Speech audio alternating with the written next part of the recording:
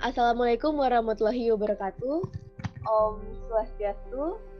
Salam sejahtera untuk kita semuanya. Sebelumnya perkenalkan, nama saya Inten Bajaranayatami dengan NIM 081911633021. Nah, pada kesempatan kali ini saya berkesempatan untuk mewawancarai salah seorang leader. Saat ini saya sedang bersama narasumber saya, yaitu Om Komang Kusumaedi. Mungkin untuk lebih lanjutnya bisa dijelaskan sedikit mengenai posisi Om Komang atau kesibukan yang Om Komang jalani pada saat ini. Silakan Om. Oke, terima kasih ya perkenalannya pertemuan pagi ini.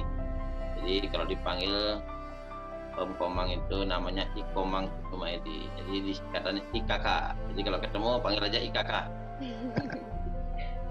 Oke, posisinya Om sekarang di Satuan Polisi Pamong Praja Satpol PP Provinsi Bali sebagai Kepala Bidang Rantib yang ngurusi orang-orang, yang mengawasi orang-orang, yang membuat orang tertib. Dan sebelum membuat orang tertib, kita sebagai leader harus menertibkan diri sendiri dulu. Bisa menentukan orang lain. Nah, itu aja perkenalannya. Oh iya. Oke. Kalau tadi kan udah perkenalan dari Om sendiri, mungkin Om bisa sedikit cerita tentang aduh kameranya jatuh. Oke, lanjut. Ya mungkin Om bisa cerita sedikit tentang organisasi yang Om ikuti, Satpol PP-nya gimana tuh Om? Oke. Jadi organisasi yang Om masih dengar suaranya Om? Masih Om, tapi kameranya mati Om. Bentar. Mati dia. Oh iya udah. Apa itu? Suaranya masih jelas? Masih aman. Ada gangguan sebentar ya. Iya. Om harus sedikit nih. Ya, sudah ya, jelas ya? Sudah jelas Om. Di Satuan Polisi Pamong Praja, Om baru hampir 2 tahun ya. Sebelumnya di dan penanggulangan bencana daerah Provinsi Bali hampir 2 tahun. Lagi kasih gubernur sebagai sekretari maupun ajudan pimpinan gubernur maupun gubernur Bali yang terdahulu. Di organisasi itu adalah hal yang seperti keluarga. Jadi kita bisa sebagai atasan, bisa sebagai teman, bisa sebagai bawahan, sekaligus bisa sebagai sahabat. Jadi dalam organisasi itu ada sistem, ada aturan, ada norma, prosedur, struktur, standar, dan juga tujuan. Harus kita sesuaikan dengan tujuan dari dalam organisasi, sekalipun kita sebagai leader. Artinya dalam organisasi, baik leader, rekan kerja maupun bawahan kita ataupun atasan kita sekalipun, kan semuanya pasti punya atasan ya, pasti punya bawahan. Leader punya pengikut juga punya leader. Leader punya kawan juga punya leader. Itu harus satu misi, satu tujuan. Nggak boleh beda-beda kan. Nah, jadi dalam kesempatan ini Om mau kasih tahu bahwa di Satuan Polisi kita Provinsi Bali, namanya Satuan itu harus bersatu. Baru bisa kita bekerja selanjutnya. Itu dulu ya. Oke, terima kasih Om. Kalau peran Om sendiri nih di Satpol PP itu sebagai apa Om? Om sebagai Kepala Bidang Ketertiban Umum dan Penerapan Masyarakat, artinya memimpin satu bidang yang memiliki bawahan atau leader lain di bawahnya Om ada 3. Kepala seksi intelijen, kepala seksi operasional, dan kepala seksi pengawalan pimpinan. Samping itu Om juga punya rekan kerja ke samping para jabatan fungsional, para japung, yang fungsinya sebagai koordinator kegiatan. Kalau Om kan administrator, sekaligus juga leader di bidang itu. Nah, Om punya atasan satu namanya Kepala Satuan Polisi. Ya. Oke. Kalau selama Om sudah mengikuti Satpol PP ini, tujuan organisasi yang Om ikutin itu apa Om? Mungkin ada goals-nya? Ya, tujuan organisasi. Iya betul. Semua organisasi punya tujuan utama. Tujuan utama organisasi pemerintah Provinsi Bali itu harus dari tujuan pemimpin dimanapun dia bekerja, termasuk di Satpol PP. Nah, tujuan organisasi pemerintah Provinsi Bali itu adalah tuangan daripada tujuan yang dimiliki oleh pemimpinnya, yang dipilih oleh rakyatnya. Ini gubernur. Jadi, gubernur itu punya visi misi itu adalah tujuan. Itu harus tuangkan dalam rencana pembangunan daerah Bali selama 5 tahun. Jadi selama 5 tahun tujuan organisasi yang dipimpin oleh siapapun di OPD namanya ya, organisasi perangkat daerah masuk satu OPD itu sama. Jadi satu gerbong pemerintah Provinsi Bali saat ini itu sama tujuannya. Nah, tujuannya adalah menuju Bali era baru dengan visi Nangun seperti logo Bali yang saat ini dipimpin oleh Pak Gubernur Bali Bapak Iwan Fals. Kalau dalam kegiatan organisasi nih Om, sehari-hari itu kan Om punya beberapa staff. Terus gimana caranya Om untuk menyemangati staff-staffnya Om biar fokus sama tujuan organisasinya? Oke. Seorang leader, seorang pemimpin itu adalah pengambil keputusan. Kepemimpinan intinya kan pengambilan keputusan.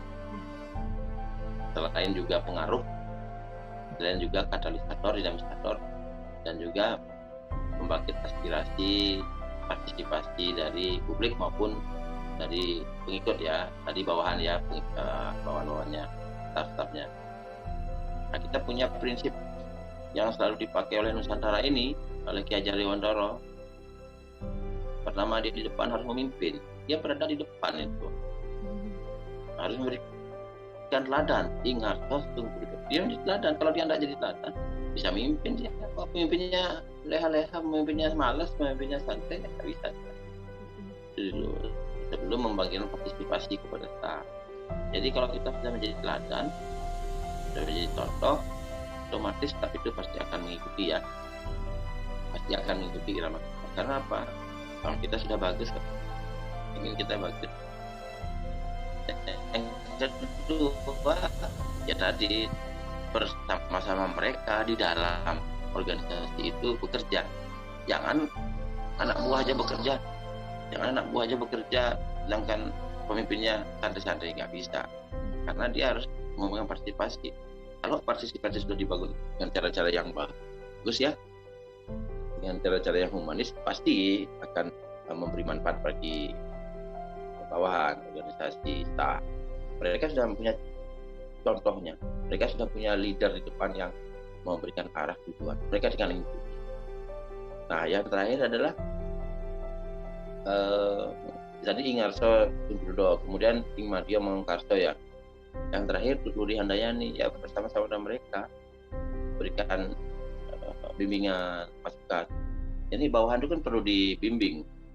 Karena kalau mereka tidak dibimbing, kita yang ibaratnya gunung, kita lebih di atas, kita lebih banyak melihat. Mungkin perintah-perintahnya harus kita terjemah. Begitu. Dan, ini yang penting, jangan menganggap mereka bukan sebagai keluarga besar, anggap sebagai keluarga besar. Makanya Om kalau sama bawahan, kalau ngomongnya selalu kawan-kawan dan sahabat-sahabat, walaupun itu bawahan kita. Jadi kan dia teman. Karena setelah di luar dari organisasi, pensiun misalnya atau luar jam dinas, dia sudah bukan bawahan kita lagi. Tapi sebagai kepemimpinan, dia merasa kita sebagai atasnya. Namanya aja pemimpin, memimpin. Baik di dalam kantor maupun di luar jam kantor. Seperti itu, ya. Berarti kayak keluarga sendiri ya Om ya, biar sama-sama enak juga. Ya, kayak keluarga sendiri. Tapi ingat, mereka harus punya tujuan untuk mencapai bersama-sama tujuan itu. Nah, ini yang pemimpin harus menerapkan standar operasional prosedur SOP. SOP itu jadi acuan bersama. Siapa buat apa, bagaimana, di mana, seperti apa. Jadi SOP itu disepakati bersama. Tapi nomor satu, tujuan harus ditetapkan dulu. Kita ya. Oke. Mungkin pertanyaan selanjutnya nih Om. Kalau selama Om memimpin ini ada nggak kendala-kendala atau hambatan yang mungkin mengganggu Om untuk mencapai tujuan tersebut? Ya, jujur banyak. Di mana-mana dalam organisasi hambatan tantangan banyak, tapi itu bukan hal yang mudah ya, tapi tidak sulit. Artinya pasti ada sulit. Pertama adalah kesamaan visi. Setiap orang kepalanya beda nih. Hari ini dia masuk kantor mungkin pikirannya masih di rumah. Kantor pun mungkin pikirannya lain-lain gitu. Jadi kita menyatukan pikiran selama di kantor maupun di luar kantor pada saat kita bertugas. Itu tantangan pertama, menyatukan visi, misi. Baru kita bisa melangkah. Yang kedua adalah biasanya dalam organisasi, dalam pekerjaan nih, itu pasti ada orang punya keinginan ya, yang macam-macam. Dalam satu mobil, kalau sudah naik mobil tujuannya ke Denpasar, ya harus Denpasar, nggak boleh duduk tengah jalan, boleh. Atau nggak boleh tengah jalan, sopirnya seenaknya. Leader kan nyopir ibaratnya, dia melayani, membawa kendaraan menuju Denpasar, tujuannya Denpasar. Nggak boleh sopir itu seenaknya aja dia menurunkan, kamu turun di sini, nggak bisa.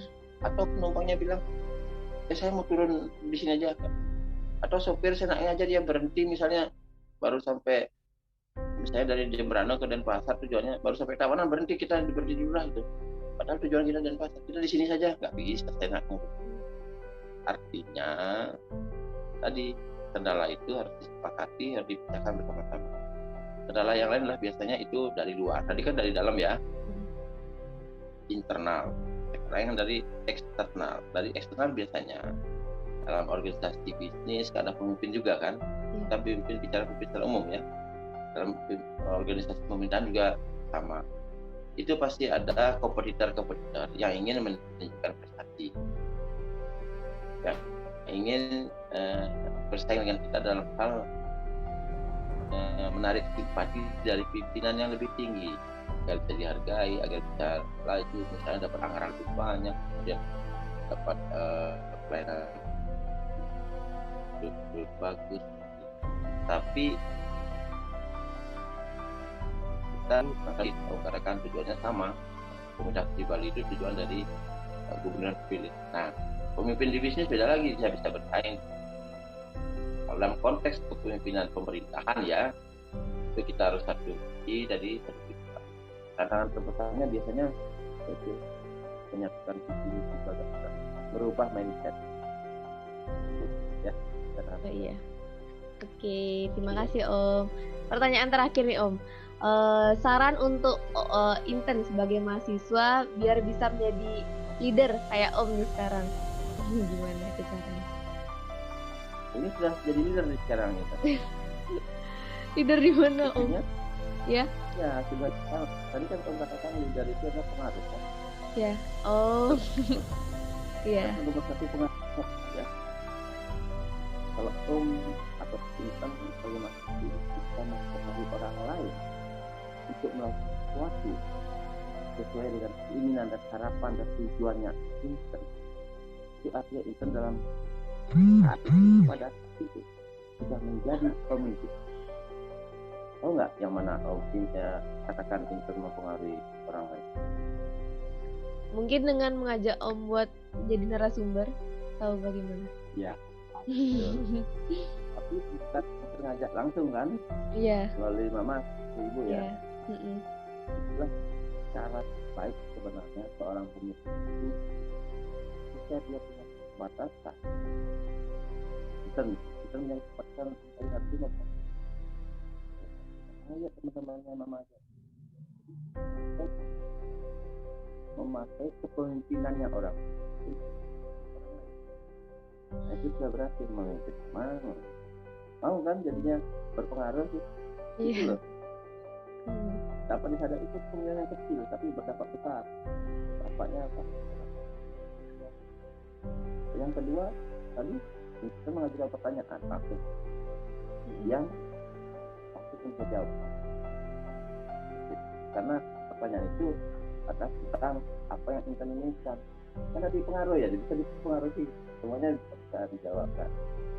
Itu pemilihan kecil. Tapi untuk yang lebih dalam satu organisasi yang dalam kuliah atau dalam saat pun nanti sarannya Om adalah tadi nomor satu, jadilah teladan bagi orang-orang di sekitar. Contoh, langsung bergerak. Jelas harus punya cara berpikir yang menang, kemenangan cara berpikir. Boleh nggak lagi sedikit ada Om kasih tambahan waktu ya? Ya. Cara kemenangan berpikir yang bagus itu adalah Jadi orang pemenang adalah victory. Ya, victory. Karena victory itu kan artinya kemenangan ya. Iya. Ya, victory artinya kemenangan. Kodenya adalah P. P. Jadi kodenya ya, betul lah. Makanya kenapa banyak orang berfoto pakai gaya begini? Bukan kampanye, bukan eksis. Sebenarnya dia dengan kode tanda begini, ini kode V loh, huruf V ya. Iya. Sudah. Huruf V ini artinya dia pemimpin yang ingin jadi pemenang. Pemenang itu seorang pemimpin. Dia menang kok, memimpin dia. Sampai di garis finish duluan, sampai selesai kuliah duluan. Jadi kalau ingin menjadi pemimpin, selesaikan kuliah duluan. Tapi dengan cara yang baik. Tapi victory ini singkatan. Selain jadi pemenang, victory singkatan. V pertama tadi adalah visi. V itu visi, tujuan. Ya, harus tekan tujuan dulu. Kemudian I-nya itu adalah impian. Untuk mendapatkan tujuan harus punya impian. Bagaimana cara mendapatkan tujuan yang tidak jelas itu? Yang sudah jelas sekalipun susah, apalagi tidak jelas. Harus bermimpi, harus punya impian. I ya. Kemudian C-nya itu adalah cara. Tetapkan cara, tentukan cara untuk mencapai tujuan tadi. Tadi dengan bermimpi misalnya, silakan. Atau kalau sudah punya agenda tertentu, terapkan itu. Kemudian setelah C adalah T, Victor. Ya, T ya. T itu target. Jangan lama-lama bermimpinya. Jangan lama-lama menetapkan mimpi. Caranya juga lama. Karena umur kan kita bertambah. Belum capai, sudah duluan mengakhiri hidup itu misalnya. Nah, caranya itu harus tepat juga, harus positif dengan cara ngajak orang lain. Tidak bisa sendiri, kita hidup sama ya. Kemudian ada O, ongkos. Ongkosnya itu harus diperhitungkan. Ongkos itu ongkos waktu, risiko waktu, tenaga, biaya, material dan lain-lain. Itu juga perasaan. Jadi pemimpin harus bisa mengendalikan perasaan di mana. Dan juga itu sebagai mahasiswa. Karena R, risiko, faktor risiko harus dihitung juga. Apa risikonya kalau saya berjalan di situ, mengetahui tujuan itu. Jadi pemimpin risikonya apa? Karena jadi mahasiswa risikonya apa ini? Cobaผมtanya dulu. Apa risiko jadi mahasiswa? Risiko menjadi mahasiswa itu kalau kita udah berani ngambil peran sebagai mahasiswa, berarti kita punya tanggung jawab yang besar untuk menyelesaikan kuliah. Itu risiko yang pertama. Terus Ya, cara betul. manajemen waktu juga. Kuncinya adalah menyelesaikan kuliah. Harus Ya. selesai. Iya. Ya, itu cukup berisiko. Karena apa? Kalau tidak selesai kuliah, jadi mahasiswa abadi. Nah, Iya. terakhir adalah setelah R itu victory, R yang terakhir adalah Y ya, victory. Victory kan ini terakhir Y. Y itu adalah yang maha kuasa atau U. Jadi tergantung diri sendiri dan karunia izin dari Tuhan. Makanya rajin-rajin sembahyang, berdoa, diri sendiri harus bergerak, punya mimpi, punya tujuan, punya cara, punya target, sudah dihitung ongkosnya, ada biaya, sudah hitung risikonya. Tapi kalau diri sendiri tidak bergerak, tidak melangkah kakinya, walaupun langkah kaki pertama memang sulit, yang ada gunanya juga. Walaupun sudah ulang itu tidak pernah meminta restu dari yang maha kuasa, susah juga. Yang maha kuasa itu dijalani daripada leluhur sampai naik kepada Tuhan. Ya, itu saja pesan saya sebagai pemimpin, untuk sebagai leader, untuk adik-adik semua harus jadi contoh. Yang kedua harus jadi pemenang. Oke. Ya, oke. Terima kasih ya Om udah meluangkan waktunya walaupun Om lagi sibuk-sibuknya ini terganggu sedikit. Ya mungkin yang terakhir begini pesannya, yang terakhir adalah ya kemana cara berpikir juga. Anda adalah apa yang Anda pikirkan. Ingat loh, kalau berpikir jadi pemimpin, jadilah pemimpin. Karena kalau jadi pemimpin berpikirnya ya saya nomor 2 lah, ya jadi pikir aja lah. Contoh paling kecil lah yang ingin terus lakukan adalah kalau ada acara di kampus, dimanapun acara di kampus nih selama jadi mahasiswa, apalagi tidak pekerjaan, ada kursi duduk paling depan. duduk paling depan, tua misalnya gitu. Jangan duduk di belakang, di pojok-pojok apalagi. Bukan pemimpin. Iya. Itu penakut. Bukan pemimpin.